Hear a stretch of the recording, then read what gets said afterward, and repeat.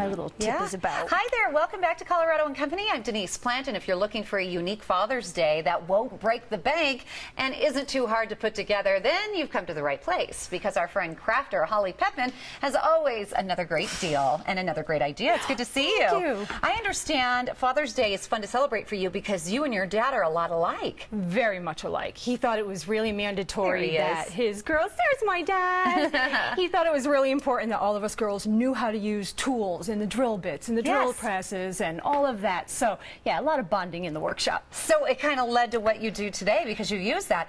And everything. People drink wine. Dads even drink wine and then they throw away the corks. But you say, no, there's so much you could do with these. Don't throw them away. And even in my house, on my bar, I have a little jar. So when people bring over their wine, throw the corks in there, even the champagne corks and all of that. And I have a really nice big barrel now. Well, people are doing a lot. I've seen countertops, I've seen floors. Everything. And yeah, this little part right here is actually just a bunch I've been gluing together. It's going to be a round tabletop when it's all done. Oh my gosh, that's going to be really, really cool. I think that'll be fabulous. Does it matter if it's plastic or wood when it comes to the cork? I think it just depends on the craft you're going for. The plastic ones are fun because they come in these amazing colors. There's oranges and reds and greens, and so those are fun, a little bit more for the kids' crafts, you know, with all that color, but I'm still a traditional girl. I love the actual cork.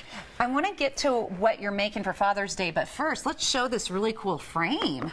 Thank you. That's a great idea. Yeah, I mean, just took a regular stock frame. You can see it was just in the natural wood sections in your craft stores. Haven't even painted or anything like that.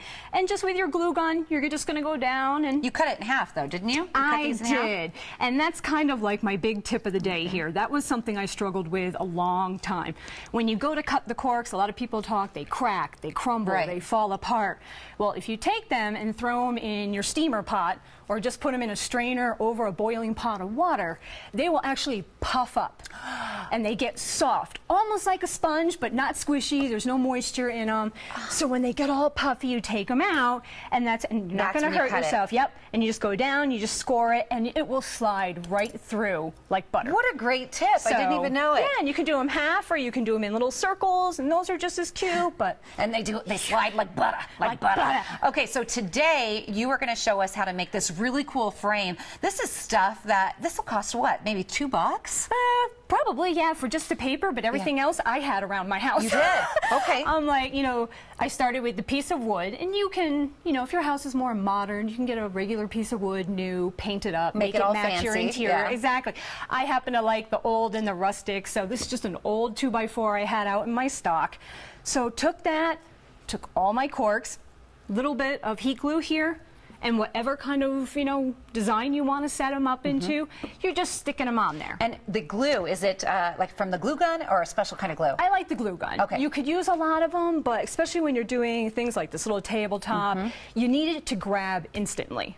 And so a lot of glue has setup time, and I'm too impatient to wait. Right. You know, and then this is just wire. Yeah, and you can pull it. It'll pop, you know, right out of there. Out? So all I did, because, you know, I don't like buying all these special tools, my meat fork, I just stuck it right in the end and just made that little hole and just kind of go around in there. And then for the wire, you could use metal wire, any kind of wire you want. You made it into a fancy little pattern. You can make it super chrome. And this is just, insulated wire left over from an electrical project there. And yeah, you just take your little needle nose pliers and you're just rolling it. And that's all. And don't, you know, stress if it's not. Exactly. See, it'll just roll, and you can make them as big as you want. Right. And have fun with it. And you can paint them too. You can hit them with some spray paint. Stick it in the cork. Exactly. Although I stuck it the wrong way. Okay, there we go. And then, yeah, you just stick them in there. And then take a picture of Dad? Exactly. And these, really quick, I just went for the graphic black and white. Right. Printed them out on the computer. Just took a glue stick, glued them to some black paper there, and and then just stick them right in there. I kind of push the middle out a little bit so the paper slides in really easy. And then again, just printed up a bunch of different wording with Dad and Daddy. And that is a really good idea. And then you can change them out. As the kids get older, change them out for next year. And this is something that the kids can make with you, too. So handcrafted for Dad. What are some other ideas that you can use for corks? Oh, my goodness, it seems endless. I mean, you go up online, they're everywhere. I saw this. I thought this was great. You thought of this morning, right? I was having a cup of coffee. So, yeah, if you flip it the other way this and way, hang it like a mobile. Oh, I get it. So again, I had these leftover pictures, and they're not even glued. I just have them stapled right on there.